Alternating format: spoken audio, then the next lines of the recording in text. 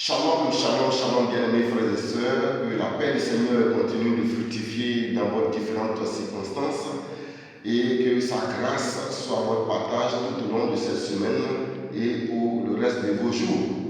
Merci de prendre attache avec l'église ABMC Mission Dakar et nous sommes dans notre rubrique, le verset du jour. Et la référence qui nous sert de verset du jour en ce jour, c'est bien Marc chapitre 2 en son verset 5. L'évangile de Marc, son chapitre 2 et le verset 5. Et je fais la lecture avec vous. Jésus, voyant leur foi, dit au paralytique, mon enfant, tes péchés sont pardonnés. Je reprends la lecture avec vous. Marc chapitre 2 verset 5.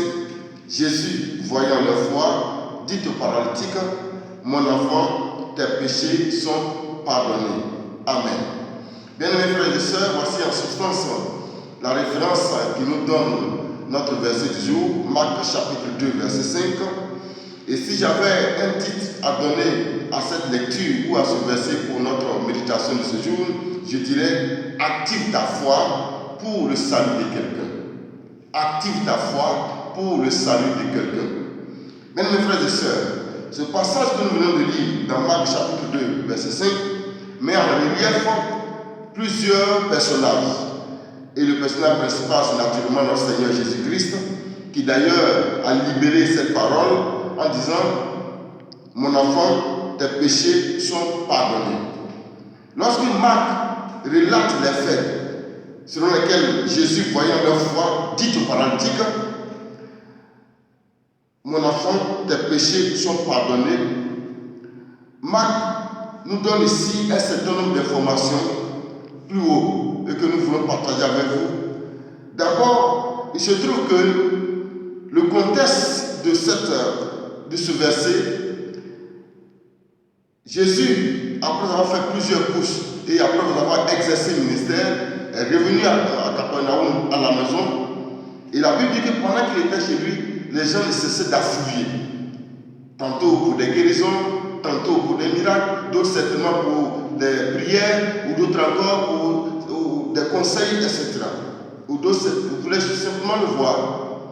Et il y avait du monde. Et la Bible dit que 4 personnes ont porté un paralytique et sont venus pour rencontrer Jésus. Ne pouvant pas le faire, ils ont dû passer par la porture de la maison, enlever la porture et faire descendre leur malade devant Jésus. Et la Bible dit que Jésus ne s'est pas adressé au paralytique en question, mais Jésus s'est adressé à 2 catégories de personnes. Il y a d'abord les initiateurs du projet, dont la Bible ne mentionne pas le nom, et ensuite il y a les porteurs du paralytique, qui sont au nombre de 4. C'est ces 2 catégories de personnes que j'appelle les capables fruitiers. Donc les capables fruitiers sont ici les initiateurs et les porteurs. Et c'est à ces 2 catégories de personnes que Jésus a pu dire, voyant leur foi,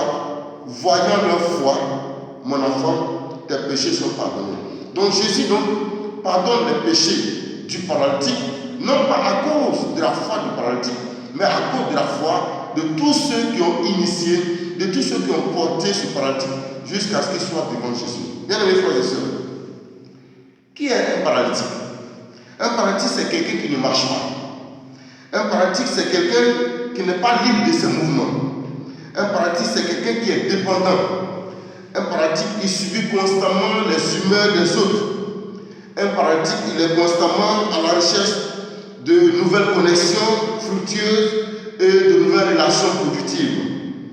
En un mot, un paralytique, c'est quelqu'un qui est frappé d'une vie de limitation, qui est frappé d'une vie de chaos, de pénurie et même de précarité. Donc un paralytique, il est limité à tous égards. Mais dans notre cas, il s'agit certes d'un paralytique physique, mais au-delà du paralytique physique, on peut aussi avoir des paralytiques spirituels, des paralytiques mentaux et j'en passe. Bien mes frères et sœurs, la Bible mentionne que ce n'est pas le paralytique lui-même qui a eu le désir d'aller vers Jésus. Lui, il se sentait peut-être déjà condamné, mais ce sont des personnes qui ont eu pour lui de l'amour. Des personnes qui estimaient que ce monsieur n'avait pas sa place là et qui pouvaient avoir un mieux-être, ils pouvaient avoir une vie meilleure. Alors, ils ont créé les conditions pour le porter jusqu'à devant Jésus, afin que le Seigneur Jésus le guérisse. Et la Bible dit que Jésus, ayant vu la foi de ceux qu'ils appellent les porteurs fruitiers, ou alors les capables fruitiers, à savoir les porteurs et les initiateurs, Jésus ayant vu leur foi, a dit au paralytique, mon enfant, tes péchés sont pardonnés. Chers frères et sœurs, beaucoup de personnes sont paralytiques dans nos sociétés. Beaucoup de personnes sont paralytiques au sein de nos familles. Beaucoup de personnes sont paralytiques dans notre environnement immédiat. Que faisons-nous de ces personnes? Comment activons-nous notre foi vis-à-vis de ces personnes? La Bible dit que c'est la foi de ces personnes qui a certainement touché le cœur du Seigneur et qui a ordonné la guérison et le salut de ce paralytique. Frères et sœurs, je crois qu'il est temps que nous puissions activer notre foi pour le salut de quelqu'un autour de nous. Les gens ont besoin de nous parce qu'ils sont limités. Les gens ont besoin de nous parce qu'ils sont à la recherche d'un mieux-être. Nous devons faire l'effort de les conduire vers le Seigneur. Nous devons nous constituer tantôt en initiateur, tantôt en porteur, pour que ces personnes-là, qui n'ont aucune idée du Seigneur Jésus, qui n'ont aucune idée de ce que le Seigneur est capable de faire pour eux, qui n'ont aucune idée de ce qui peut leur arriver de meilleur demain, c'est à nous, en tant que capables fruitiers, c'est-à-dire des porteurs et des initiateurs de bonnes œuvres, d'aller vers ces personnes-là pour les attirer et les tirer vers le Seigneur Jésus, afin que le salut du Seigneur Jésus leur soit porté. Bien, mes frères et sœurs, Marc chapitre 2, verset 5 est un verset plein de leçons, et je veux vous encourager à en tirer autant que moi, pour qu'ensemble, vous et moi, nous puissions nous constituer un capable fruitier pour le salut du plus grand nombre, au sein de nos familles, au sein de notre société, car les gens attendent que nous puissions les aider. Les gens attendent que nous puissions aller les chercher pour les porter jusqu'à Jésus. Ils n'ont pas peut-être cette opportunité de voir le Seigneur. Ils ne savent pas comment faire pour trouver Jésus. Ils ne savent pas comment faire pour quitter leur vie de limitation. Si nous activons notre foi, nous pourrons sauver une âme. Si nous activons notre foi, nous pouvons aider quelqu'un à guérir. Si nous activons notre foi, nous pouvons aider quelqu'un à se reconstituer et à avoir tâche avec le Seigneur. Le Seigneur nous attend.